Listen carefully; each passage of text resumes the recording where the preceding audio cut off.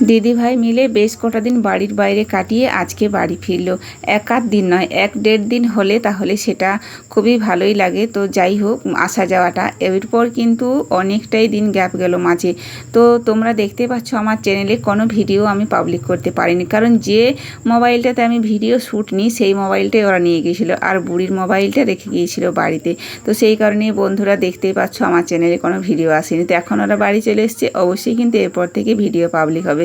ভোগ প্রসাদ নিয়ে এসছে, ওরা গিয়েছিল মায়ের বাড়ি, সেখানে হরিনাম হচ্ছিল পাড়াতেই। তো সেইখানেই গিয়েছিল দিদিভাই মিলে, এমনকি তোমাদের ভাইও গিয়েছিল। তো তোমাদের দাদাভাই বাড়ি থাকা আর না থাকা দুটোই তো সমান, তাই না? কাজের কাছে থাকছে নাকি কুটুম বাড়ি যাচ্ছে, কোনোটাই তার থেকে বোঝা যায় না। সব দিন মনে হয় সে তো আমাদের থেকে আলাদা, তাকে ফ্যামিলির একজন বলে আমরা না কখনো কখনো ভুলেই যাই। তো যাই হোক, বুড়ি এসেই ফোন দেখছে, দেখো ফোনে কী সব হয়েছে। তো আর হাসছে। আমি হাসির কারণ হচ্ছে, বললাম গলায় কী মালা পরেছিস তুই? এই দেখো, যারা হরিভক্ত হয় বা যারা দীক্ষা নেই তারা এইসব মালাগুলো পরে থাকে। তো বুড়ি বলে এটা আমি কিনতে পাওয়া যায়, কিনেই পড়েছি। তোমাদের দাদাভাই এদিকে দেখো ওদেরকে আনতে গিয়েছিল, মানে একদিন পরে গিয়েছিল কাজের কাছ থেকে, ওখানে সোজা রওনা দিয়েছিল। তো মায়ের বাড়ি থেকে দুটো মুরগি নিয়ে এসেছে, দেখো সেই মুরগিটায় পায়ে দড়ি বাঁধছে, মানে লম্বা করে বেঁধে রাখবে।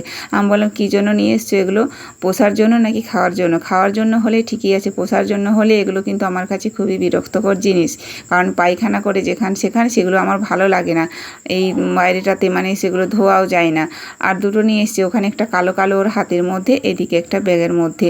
ব্যাগের মুরগিটা সাদা কালার, দেখো মানে দেখতে সাদা হলেও দেখতে সুন্দরই লাগছে। মাথায় দেখো কত বড় লাল ঝুঁটি, তাই না? পুরো যেন কাকাতুয়ার মতো লাগছে। কি সুন্দর লাগছে বলো, পুরো গাটা সাদা আর লাল ঝুঁটনটা মাথায়, কাকাতুয়ার বললেই চলে। তো যাই হোক, খুব সুন্দর লাগছে দেখতে। বাবাই বলে, মা আমি একটা জিনিস কিনেছি, তুমি দেখবা? আমি বললাম হ্যাঁ, কী জিনিস নিয়েছিস দেখা। তো এই যে দেখো, এটা কি বলো তো, ওই কি যে কানে নেয় হেডফোন, তো সেটাই নিয়েছে, দেখো সেটাই দেখাচ্ছি। কত দাম জিজ্ঞাসা করলাম, বলো 500 টাকা। 500 টাকা তুই কোথায় পেলি বাবাই? ও বলে আমার তো ছিল টাকা, কারণ ও আগে অনেক রোজগার করেছিল না হরিনাম মানে করতে গিয়ে, তো সেই টাকা ছিল মনে হয়, সেখান থেকেই নিয়েছে, আমি তো টাকা দিইনি। তো বাবাইকে বললাম কই দেখি একবার এদিকে। তো সে কত রকমভাবেই দেখাচ্ছে। বলে আমি কিভাবে দেখাবো তোমাকে বলো? তো বলুন যেভাবে অ্যাড দেয় সেভাবেই পরে দেখা, যাতে আমার ক্যামেরায় শ্যুটটা ভালো নিতে সুবিধে হয়। তো সে কত রকমভাবে ঘুরিয়ে ফিরিয়ে দেখাচ্ছে দেখো। তো যাই হোক, এই যে দেখো হেডফোনই, তাই না? তো বললো মা 500 টাকা দাম নিয়েছে। যাই হোক, মায়ের অনুমতি ছাড়াই জিনিসটা কিনে নিল, দেখো তারপর দেখাচ্ছে। নিজে যে হোক না কেন, নিজে যদি একটু সামর্থ্যওয়ালা হয় না, যদি রোজগারপাতি করে থাকে না, তার ঘ্যামটাই আলাদা হয়, তখন আর কারো পারমিশন নিতে হয় না কিছু খরচ করতে গেলে। সেরকমটাই এখন বাবাই ঘটিয়েছে দেখো। তো কানে নিয়ে দেখিয়ে দিচ্ছে, এই যে দেখো।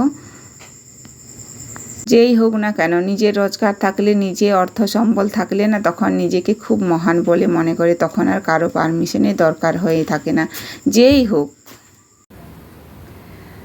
তো বন্ধুরা, এই সবে মাত্র রান্না বসালাম, আর কি বলবো, এত আজকের আবহাওয়াটা মানে পরিস্থিতিটা এতই খারাপ, আবহাওয়ার পরিস্থিতিটা এত গরম, কি বলবো, সবসময় যেন ঘেমে জল হয়ে যাচ্ছি।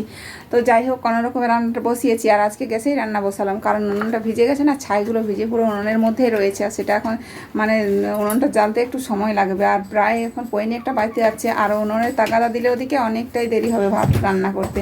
তো তাই ভাবলাম গ্যাসের মধ্যে আজকে বসিয়ে দিই, উনুনটা ধুয়ে শুকিয়ে নেবো, রোদ দিচ্ছে যেহেতু। আর রান্না করব আজকে যে পুঁই শাক আলু দিয়ে তরকারি করবো এটাই। আর গতকালকের মাংস রয়েছে ফ্রিজে রান্না করে একদম, সেটা আবার ফ্রিজ থেকে বার করে গরম করব।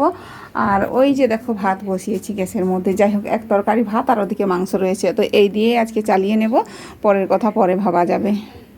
গুড ইভিনিং বন্ধুরা, সন্ধে প্রদীপ জ্বালিয়ে আর আমি চা করে নিলাম। চা তো করতেই হবে, যেহেতু তোমাদের দাদাভাই এই সময় মানে এই বেলায় বাড়ি রইল, সকালের দিকে সে রওনা দেবে আগামীকাল। তো চাটা খুব গাঢ় গাঢ় করে বানিয়েছি, দুধ ছিল, গায়ে দুধ দিয়ে বানিয়েছি। বাবাই দুধ খেলো, আবার বাড়তি দুধ ছিল, সেটা দিয়ে একদম স্পেশাল চা হয়ে গেছে।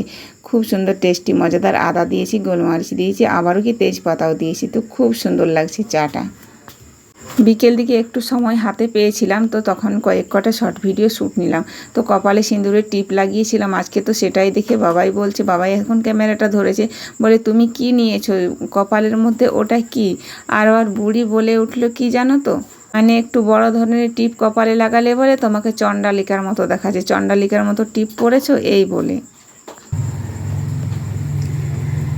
তো বন্ধুরা দেখো চা টা খেয়ে আর আমি কি বলবো একদম রেস্ট নিচ্ছি, মানে বিশ্রাম করছি, তাই না? খাটটাতে দেখতে পাচ্ছি শুয়েছি। আর এদিকে দেখো এখানে একটা খাতা নিয়েছি, আমার হাতের মধ্যে রয়েছে, মানে খাতাটাতে কি আছে জানো তো? এটা হচ্ছে বুড়ির খাতা, মেহেন্দি ডিজাইনগুলো এখানে আঁকে, তারপর হাতের ওপর বানায়। যে কেউ অনেকেরই বিয়ে হলে কিন্তু বুড়িকে না মেহেন্দি করার জন্য ডাকতে আসে বাড়িতে। একটা কথা বলি বন্ধুদের, ওরা যে মায়ের বাড়ি গিয়েছিল তিনজনাই, তোমাদের দাদা ভাই, বাবাই, বুড়ি, তো যদি কোনো ভিডিও শ্যুট নিয়ে থাকে সেখানে তো অবশ্যই পরের ব্লগে তোমাদের সাথে শেয়ার করব। আর আমার তো সেই সৌভাগ্য নেই, আমার মায়ের বাড়ি হলেও আমার জন্য সেই সময় কপালে জুটবে না, কারণ আগের ব্লগে তো বলেইছি বাইরের জগৎটা দেখার মতো আমার জীবনে কখনোই সময় জুটবে না। তো চলো আমার শর্ট ভিডিওগুলো একটু দেখাই তোমাদের। আজ মন জুড়ে সাজে কত আশা, আজ মন ছুঁয়ে আছে ভালোবাসা, এলো যে স্বপ্নের দিন ও কাছে এলো।